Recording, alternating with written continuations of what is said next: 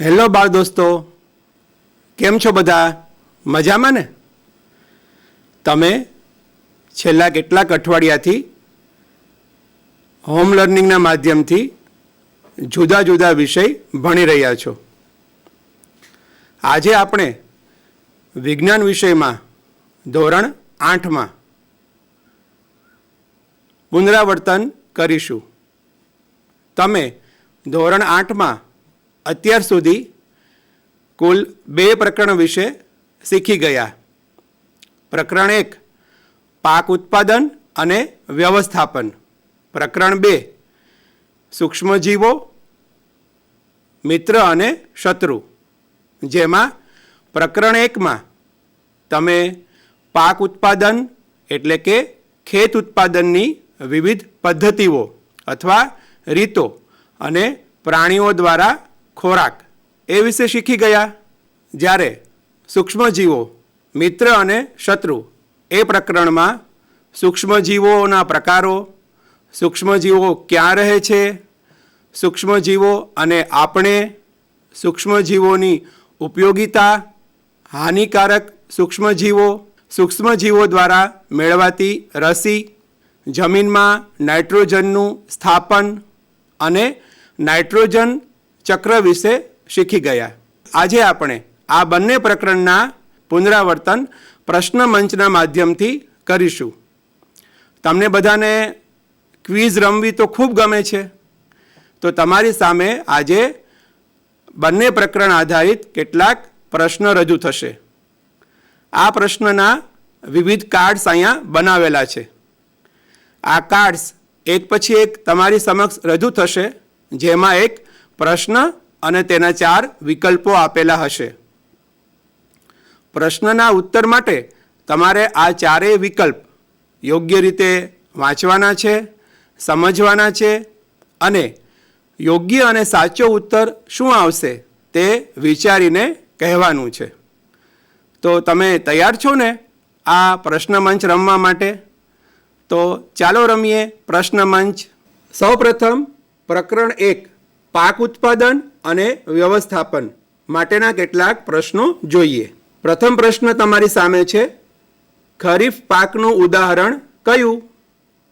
જેના વિકલ્પો તમે વાંચો. વિકલ્પ A વટાણા, B રાઈ, C અળસી, D સોયાબીન. આ 4માંથી કયો ઉત્તર સાચો બનશે? હા, તમને ખરીફ પાક અને રવિ પાક આ બંને પાકના કેટલાક ઉદાહરણ યાદ હશે જ. આ બંને પાકના વિવિધ ઉદાહરણ વચ્ચે ભેદ પાડો અને નક્કી કરો. બરાબર છે, તમારો જવાબ સાચો છે. વિકલ્પ D સોયાબીન જેનો સાચો ઉત્તર છે. ત્યાર પછી આગળનો પ્રશ્ન જોઈએ. રવિ પાકનું ઉદાહરણ કયું નથી? જોજો હો, પ્રશ્ન તમારે બરાબર સમજવાનો છે. રવિ પાકના ઉદાહરણ અહીં આપેલા છે, એમાંથી કયું નથી એ તમારે પસંદ કરવાનું છે. તો તમને ખ્યાલ આવી જ ગયો હશે કે રવિ પાક અને ખરીફ પાક આ બંનેના ઉદાહરણ અહીંયા મિશ્ર આપેલા છે, જેમાંથી જવાબ મળશે આપણને. બરાબર છે, ખૂબ સરસ, ડાંગર. વિકલ્પ C સાચો બનશે. આ તો ખૂબ સરસ મજાનો પ્રશ્ન તમારી સમક્ષ આવ્યો. ખેડૂતના મિત્ર કોણ? ઉત્તર આવશે B અળસિયા અને સૂક્ષ્મજીવો. આગળનો પ્રશ્ન જોઈએ. ખેતરને સમથળ કરવા કયું ઓજાર ઉપયોગી છે? તમે પ્રકરણ 1માં ખેત પદ્ધતિઓનો અભ્યાસ કરતી વખતે પરંપરાગત ઓજાર અને આધુનિક ઓજાર આ બંને વિશે શીખી ગયા છો, તો તમને ખ્યાલ જ હશે. શું જવાબ આવશે? પ્રશ્ન ખૂબ સહેલો છે. ખેતરને સમથળ કરવા સમાર નામનું ઓજાર ઉપયોગી બને છે. પ્રશ્ન 5 પાક ઉત્પાદનનો સૌથી મહત્વનો તબક્કો કયો? 4 વિકલ્પ તમારી સામે પ્રસ્તુત જ છે. A વાવણી, બી રોપણી, સી લણણી, ડી સિંચાઈ. Very good. ઉત્તર આવશે એ વાવણી. આ પ્રશ્ન તો ખાલી જગ્યા સ્વરૂપે આપેલો છે, તો ચાલો વાંચીએ. આધુનિક સમયમાં ખેતરની ખેડ ટ્રેક્ટર દ્વારા સંચાલિત ખાલી જગ્યા વડે કરવામાં આવે છે, જેના 4 વિકલ્પ આ પ્રમાણે છે. એ હળ, બી દાંતી, સી ખરપિયા, ડી સમાર. Very good. જવાબ આવશે બી દાંતી. પ્રશ્ન 7. કુદરતી ખાતર તરીકે કયું નહીં ગણાય? ઉત્તર તરીકે આવશે સી યુરિયા. આગળનો પ્રશ્ન જુઓ. NPK ખાતરમાં કયું તત્વ નથી? તમને ખ્યાલ આવી જ ગયો હશે કે NPK એ કૃત્રિમ ખાતરનું ઉદાહરણ છે. NPK જેમાં N નાઇટ્રોજન દર્શાવે છે, P ફોસ્ફરસ દર્શાવે છે અને K પોટેશિયમ. પણ એવું કઈ રીતે? પોટેશિયમમાં તો P આવવો જોઈએ ને. હા, લેટિન ભાષામાં પોટેશિયમને કેલિયમ તરીકે ઓળખવામાં આવે છે, એટલા માટે અહીં કે એ સંજ્ઞાનો ઉપયોગ થયેલ છે. તો હવે સ્પષ્ટ છે, NPK ખાતરમાં સોડિયમ એટલે કે ઉત્તર તરીકે સી આવશે. આગળનો પ્રશ્ન જોઈએ. રાઇઝોબિયમ બેક્ટેરિયા કઈ વનસ્પતિના મૂળની મૂળ ગંડિકાઓમાં જોવા મળે છે? વિકલ્પ 4 આપેલા છે. એ બાજરી, બી ઘઉં, સી ચણા, ડી ડાંગર. Very good. વિકલ્પ સી ચણા એ સાચો ઉત્તર છે. આગળનો પ્રશ્ન જોઈએ. ફળ આપતી વનસ્પતિના બગીચા તેમજ વૃક્ષોને પાણી આપવાની સર્વોત્તમ સિંચાઈ પદ્ધતિ કઈ? તમે ખેત પદ્ધતિઓ તરીકે સિંચાઈ એવો એક તબક્કો શીખી ગયા છો. આ સિંચાઈના વિવિધ પ્રકારો છે. યાદ આવી ગયું ને? ખૂબ સરસ. જવાબ તરીકે આવશે બી ટપક પદ્ધતિ. આગળનો પ્રશ્ન જુઓ. હાર્વેસ્ટર અને થ્રેશરનું સંયુક્ત સ્વરૂપ કયું? Very good. 4 વિકલ્પ પૈકી એ વિકલ્પ સાચો છે. હાર્વેસ્ટર અને થ્રેશરનું સંયુક્ત સ્વરૂપ એ કમ્બાઇન મશીન તરીકે ઓળખાય છે, એટલે ઉત્તર આવશે એ. આગળનો પ્રશ્ન જોઈએ. કોડ લીવર ઓઇલમાં કયા વિટામિનની માત્રા વધુ હોય છે? Very good. Vitamin D. વિકલ્પ આવશે સી.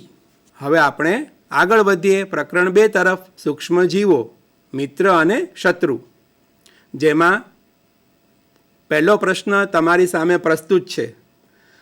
આમાંથી કયું સૂક્ષ્મજીવ અન્ય સૂક્ષ્મજીવો કરતાં અલગ પડે છે? વિકલ્પ એ લીલ, વિકલ્પ બી ફૂગ, વિકલ્પ સી વાયરસ, વિકલ્પ ડી પ્રજીવ. યાદ આવે છે મિત્રો? Very good. લીલ, ફૂગ અને પ્રજીવ આ બધા જ સૂક્ષ્મજીવો કરતાં અલગ પડે છે એવો સૂક્ષ્મજીવ છે વાયરસ. એટલે ઉત્તર આવશે સી. આગળનો પ્રશ્ન જોઈએ. સતત આકાર અને સ્થાન બદલતું સૂક્ષ્મજીવ કયું? Very good. જવાબ તરીકે આવશે બી અમીબા. આગળનો પ્રશ્ન જોઈએ. કયા બેક્ટેરિયા દૂધને દહીંમાં પરિવર્તિત કરે છે? લેક્ટોબેસિલસ બેક્ટેરિયા દૂધને દહીંમાં પરિવર્તિત કરે છે. અહીં તમારે એક પ્રક્રિયાને ઓળખી કાઢવાની છે. પ્રશ્ન વાંચો. શર્કરા એટલે કે ખાંડ. શર્કરા ખાંડનું આલ્કોહોલમાં રૂપાંતર થવાની પ્રક્રિયાને શું કહે છે? વાહ, ખૂબ સરસ. ઉત્તર તરીકે આવશે એ, આથવણ. આથવણની પ્રક્રિયા છે જેમાં શર્કરાનું આલ્કોહોલમાં રૂપાંતર થાય છે. આગળનો પ્રશ્ન જોઈએ. બેકિંગ ઉદ્યોગમાં અર્થાત બેકરીના ઉદ્યોગમાં કયા સૂક્ષ્મજીવનો ઉપયોગ થાય છે? જવાબ આવશે સી, યીસ્ટ. આગળનો પ્રશ્ન જોઈએ. કયા રોગ વિરુદ્ધ વિશ્વવ્યાપી અભિયાન ચલાવવામાં આવ્યું? તમને મિત્રો ખ્યાલ જ છે, ઘણા રોગ એ મહામારી તરીકે દુનિયામાં ફેલાતા હોય છે. Very good. ઉત્તર આવશે શીતળા. તમારે અહીંયા કેટલાક વૈજ્ઞાનિકને યાદ કરવાના છે.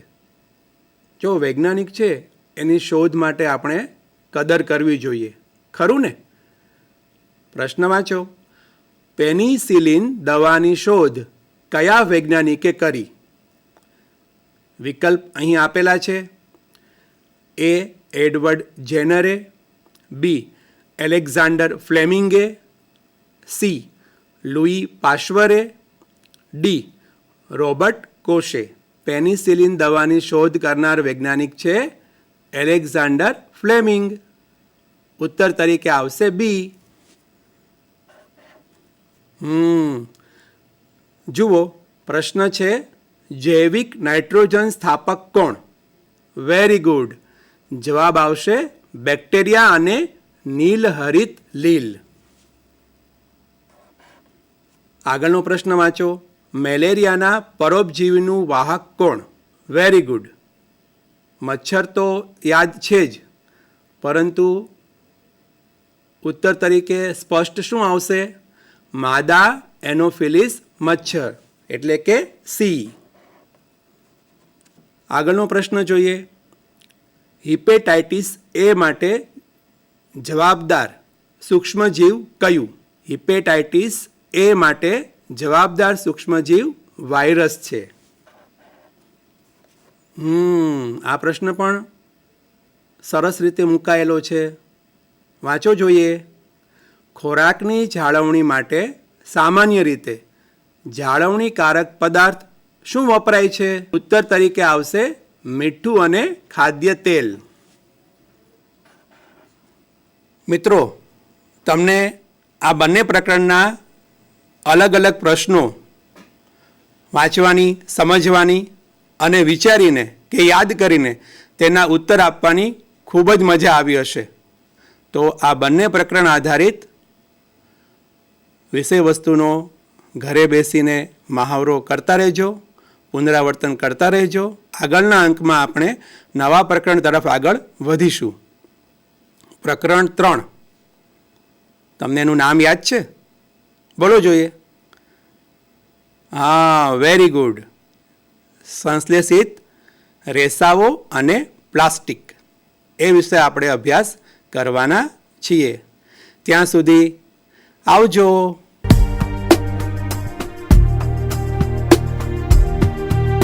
કેમ છો વિદ્યાર્થી મિત્રો? બધા મજામાં ને? આ લોકડાઉનના સમયમાં તમે ઘણી ફિલ્મ અને સિરિયલ જોતા હશો, ખરું ને? શું તમે દેશભક્તિને લગતી મંગલ પાંડે ફિલ્મ જોઈ છે? साल 1857 महीना मार्च। मंगल पांडे 34वीं इन्फेंट्री के साथ बैरकपुर में तैनात थे। सिपाहियों में जबरन ईसाई बनाए जाने से लेकर कई तरह की अफवाहें फैल रही थी। कोई कह रहा था कि नई कारतूसों में गाय और सूअर की चर्बी लगाई गई है। मार्च 29, 1857 दिन रविवार, बैरकपुर स्थित 34वीं बंगाल नेटिव इन्फेंट्री का लेफ्टिनेंट चर्च जाने की तैयारी कर रहा था। तभी उसे खबर मिली कि इन्फेंट्री की यूनिट के जवान अशांत लग रहे हैं। मंगल पांडे चिल्लाते हुए गरज रहा था और कह रहा था कि जो भी अंग्रेज उसके सामने आया वह उसे जान से मार देगा। उसके बाद मंगल पांडे की तलवार हवा में लहराई और मार्च 29 की वह शाम खून से रंग गई। जैसे ही अंग्रेज अफसर हीयर से वहां पहुंचा, मंगल पांडे ने उसके सीने में गोली दाग दी। उसके बाद पूरी टुकड़ी में विद्रोह की आग भड़क उठी और सैनिकों ने अंग्रेजी हुकूमत को जड़ से उखाड़ फेंकने की कसम खाई। भारत को आज़ादी भले ही 1947 में मिली, परंतु इसके लिए संघर्ष लगभग 100 वर्ष पूर्व ही आरंभ हो चुका था। वास्तव में इस 1857 की क्रांति का स्वर्णिम इतिहास ही कालांतर में कई स्वतंत्रता सेनानियों के लिए प्रेरणादायी बना। ये क्रांति तब हुई जब नेटवर्क की ज़्यादा विकसित सुविधाएं नहीं थी। केंद्र में अंग्रेजों की सत्ता को हिलाने के लिए कोई नेतृत्व भी नहीं था और ना ही कोई संगठित समूह या निर्धारित योजना थी जिससे क्रांति को सफल बनाया जा सके। लेकिन सैन्य वर्ग से लेकर आम जनों में अंग्रेजों के खिलाफ फैले आक्रोश को अपना लक्ष्य दिखने लगा था। उस समय ही शासक वर्ग से लेकर सैनिकों, मजदूरों, किसानों, यहाँ तक कि कुछ जनजातियों को भी स्वतंत्रता और स्वायत्तता का महत्व समझ आ गया था। ये क्रांति असफल जरूर रही, लेकिन इसने देश के लिए एक सुनहरे भविष्य की नींव रख दी थी। મંગલ પાંડેના સમયની એટલે કે 1857ના સમયની છે। તે સમયે અંગ્રેજો પ્રત્યે ભારે રોષ અને અસંતોષ ફેલાયો હતો અને આને કારણે ભારતમાં રાષ્ટ્રવાદનો ઉદય થયો। ઈસવીસન 1857ના સમયમાં ભારતમાં એક મહત્ત્વની ઘટના બની, તે છે સ્વાતંત્ર્ય સંગ્રામ। તો ચાલો બાળકો, આજે આપણે ધોરણ 8માં એકમ 9 ઈસવીસન 1857ના સ્વાતંત્ર્ય સંગ્રામ વિશે શીખીએ।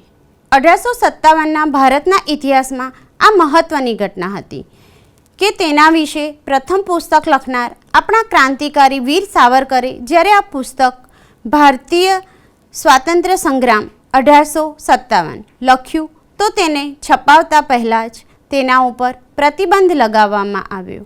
એટલે કે આ વિશ્વનું પ્રથમ એવું પુસ્તક હતું કે જેને છપાવતા પહેલાં જ તેની ઉપર પ્રતિબંધ લગાવવામાં આવ્યો હોય। તો ચાલો બાળ દોસ્તો, આપણે ઈસવીસન 1857ના સ્વાતંત્ર્ય સંગ્રામના ઉદ્ભવના કારણો વિશે જાણીએ। ભારતમાં સત્તા મેળવવા માટે અંગ્રેજોએ અપનાવેલી દમનકારી અને કૂટનીતિના કારણે ભારતમાં બહોળા પ્રમાણમાં અસંતોષ ફેલાયો। આ અસંતોષ એ આ ઈસવીસન 1857ના સ્વાતંત્ર્ય સંગ્રામનું મુખ્ય કારણ હતું। તો આ અસંતોષ કેમ ફેલાયો તેના કારણો આપણે વિગતવાર જાણીએ। સૌ પ્રથમ કારણ હતું સામાજિક અને ધાર્મિક। કંપની સરકારે સામાજિક સુધારણાની જે રીત અપનાવી હતી તેણે લોકોમાં ભય ઊભો કર્યો હતો। તેમને લાગ્યું કે કંપની સરકાર ઇરાદાપૂર્વક ખ્રિસ્તી ધર્મ અંગીકાર કરાવી ભારતના ધર્મ અને સંસ્કૃતિનો નાશ કરવા માંગે છે। જ્યારે લશ્કર, જેલ અને રેલવેમાં ભારતની સામાજિક વ્યવસ્થાની વારંવાર અવગણના કરવામાં આવતી હતી। સમાજનો મોટો ભાગ રૂઢિચુસ્ત હોવાથી નવા પરિવર્તનો એ તેમનામાં અસંતોષ ફેલાવ્યો હતો। પરિણામે સામાજિક અને ધાર્મિક માળખાને જાળવી રાખવા માટે મોટાભાગની સંખ્યામાં લોકો સ્વાતંત્ર્ય સંગ્રામમાં જોડાયા। હવે જોઈએ વિદ્યાર્થી મિત્રો આર્થિક કારણ। એ સમયે અંગ્રેજોની આર્થિક નીતિ ભારતના ભોગે ઇંગ્લેન્ડને સમૃદ્ધ કરવાની હતી। પરિણામે ભારતીય સમાજના મોટાભાગના વર્ગો આર્થિક રીતે પાયમાલ થઈ ગયા। ભારતમાં ઉત્પન્ન થતો કાચો માલ અને એકત્ર કરેલ રૂપિયાની મદદથી અંગ્રેજો ઇંગ્લેન્ડના ધંધા ઉદ્યોગો વિકસાવવા લાગ્યા હતા। ઇંગ્લેન્ડમાં બનતો માલ ભારતમાં જકાત વગર આવતો, જ્યારે હિન્દના કાપડ ઉપર 80% સુધીની જકાત નાખવામાં આવતી હતી। એટલે ઉદાહરણ તરીકે ઇંગ્લેન્ડમાં ₹100ના માલ સામાન પર જકાત 0%, એટલે કે તે માલ સામાનની પડતર કિંમત ₹100 રહેતી, જ્યારે ભારતમાં ઉત્પન્ન થયેલા ₹100ના માલ સામાન પર જકાત 80% જેટલી નાખવામાં આવતી હતી। એટલે કે તે માલ સામાનની પડતર કિંમત ₹180 થતી। આમ ભારતમાં જ ઉત્પન્ન થયેલો માલ ભારતમાં જ મોંઘો પડવા લાગ્યો। એટલે કારીગર વર્ગ બેકાર બન્યો અને ધીરે ધીરે ભારતમાં ગરીબી વધતી ગઈ। અંગ્રેજો જમીનદારો અને ખેડૂતો પાસેથી ખૂબ મોટા પ્રમાણમાં જમીન મહેસૂલ ઉઘરાવવા લાગ્યા। આથી જમીન વિહોણા બનેલા ખેડૂત અને જમીનદારો પણ આ સંગ્રામમાં મોટી સંખ્યામાં જોડાયા. હવે જોઈએ વિદ્યાર્થી મિત્રો ઈસવીસન 1857ના સ્વાતંત્ર્ય સંગ્રામનો રાજકીય કારણ. ઈસવીસન 1764ના બક્સરના યુદ્ધમાં વિજય બાદ દીવાની સત્તા મળતા અંગ્રેજોએ વિસ્તારવાદની સહાયકારી યોજના અને ખાલસા નીતિ યોજનાથી ભારતના ઘણા ખરા પ્રદેશમાં પોતાની સત્તા સ્થાપી દીધી હતી. આ નીતિનો ભોગ બનનાર ઝાંસીની રાણી લક્ષ્મીબાઈ, જગદીશપુરના રાજા કુંવરસિંહ, કાનપુરના નાના સાહેબ પેશવા વગેરે લોકોએ આ સંગ્રામનું સુકાન સંભાળ્યું. તો ચાલો દોસ્તો હવે જોઈએ આ સંગ્રામનું લશ્કરી કારણ. વિદ્યાર્થી મિત્રો, વિશાળ ભારતમાં બ્રિટિશ સૈનિકો અને અધિકારીઓની સંખ્યા ઘણી ઓછી હતી. લશ્કરમાં ભારતીય અને અંગ્રેજ સૈનિકોનું પ્રમાણ લગભગ 6:1 રહેતું. એટલે કે 100 સૈનિકોએ 85% ભારતીય સૈનિક અને 15% જ અંગ્રેજ સૈનિકો હતા. લશ્કરમાં ઉચ્ચ હોદ્દા અંગ્રેજ અધિકારી માટે અનામત રાખવામાં આવતા. હિન્દી સિપાહીઓને બઢતીની તક ઘણી મર્યાદિત હતી. હિન્દી અને અંગ્રેજ સિપાહીઓના પગારમાં પણ ઘણો તફાવત હતો.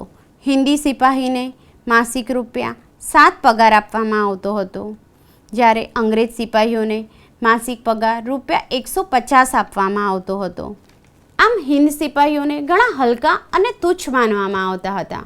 ઉપરાંત તે સમયમાં ભારતીય સિપાહીઓને સમુદ્ર ઓળંગવાની મનાઈ હતી. જે સિપાહી સમુદ્ર ઓળંગે તેને તેના સમાજમાં જ્ઞાતિ બહાર મૂકવામાં આવતા. છતાં હિન્દ સિપાહીઓને ફરજિયાતપણે વિદેશમાં બ્રિટિશ યુદ્ધમાં મોકલવામાં આવતા. તેથી અન્ય લોકોની જેમ સિપાહીઓને પણ લાગ્યું કે તેમનો ધર્મ ભયમાં મુકાયો છે.